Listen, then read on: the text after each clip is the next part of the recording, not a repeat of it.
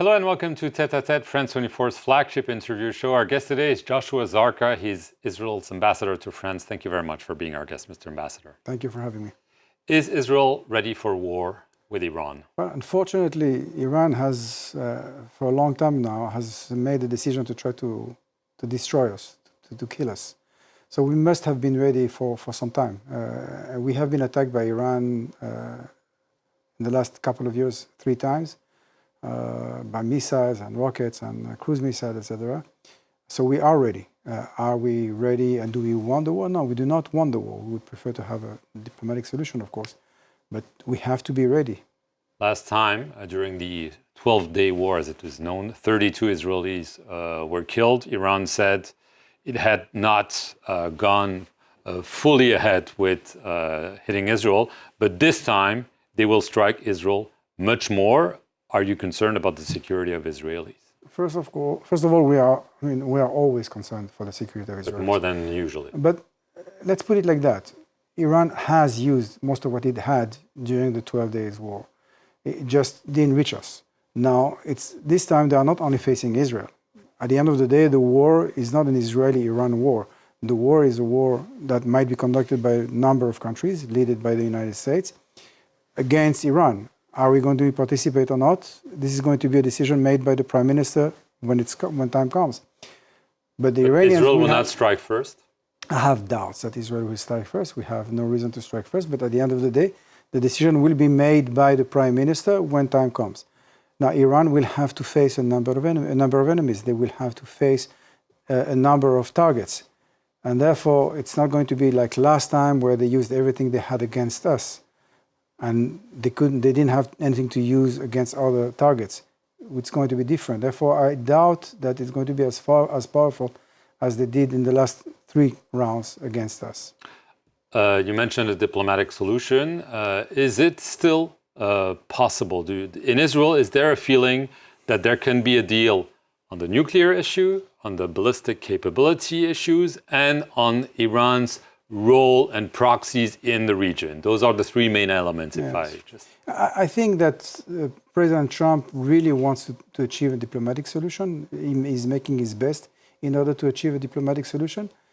I think that there is no zone of possible agreement between the Iranians and the Americans because of the minimum request for the US is much above what the maximum that the Iranians would be willing to give.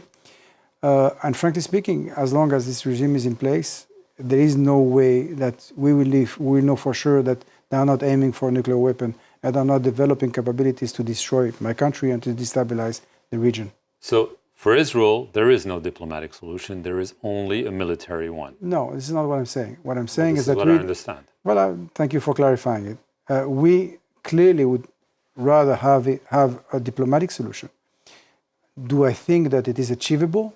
I doubt it, because the Iranians have the tendency, and if you look at what has been offered to them in the past, for instance, in August 22nd, 22, 2 years ago, 3 years ago, or 4 years ago, soon enough, President Biden had offered them a deal that was, in our opinion, a very bad deal, too good for the Iranians. It would have kept nuclear capabilities and enrichment, etc. And the Iranians rejected it. It is almost impossible psychologically for the Iranians to accept a deal that will be imposed to them by the Americans. And therefore, I don't think that reaching a deal is going to be doable. We would rather have a diplomatic solution to the situation. But it is clear that the situation where Iran has the capacity to destroy us and has the will to do so needs to be solved. So if I say it in a different way, the only solution that is viable for Israel is regime change in Iran. The only solution that will bring peace and stability to the Middle East will have to go through a regime change in Iran, because at the end of the day, we're speaking of a revolutionary regime that wants to change the face of the Middle East through force and instability, through terrorism. And they've been doing so, and they are making it very officially. They are openly speaking about the destruction of Israel. They even decided that it should happen before 2035. And therefore, we are taking, we have a country and a people with a certain psyche, with a certain history. And when a country like Iran, that has proven its capacity to destroy people, to kill people, its own people even, and is developing the capacity to destroy my country, we have to take it seriously, and we are taking it extremely seriously. Would a scenario like Venezuela be possible in Iran, that is taking out the supreme leader one way or the other and finding an insider who might be... No. You know, I'm quite happy with the fact that I'm dealing with diplomacy. That question should be presented to people that are dealing actually with military affairs. I do not know. The decision will have to be taken by the President of the United States, who is today leading the negotiations and basically leading the issue. What will be his decision at the end of the day? I have no idea.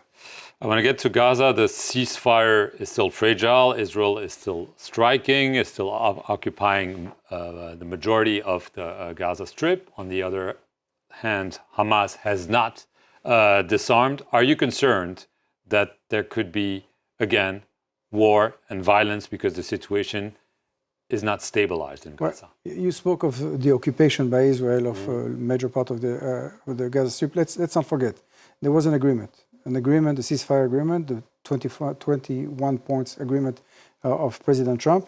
And the first point in that agreement, basically the two first points, were freedom of our hostages and the return of the bodies of the hostages that were dead, and the redeployment of the Israeli forces to the yellow line. We redeployed on the day that basically the agreement was signed, or the day after. So we fulfilled completely our obligation by the agreement. The second phase, or the second part of that agreement, was the liberation of the freedom of our hostages.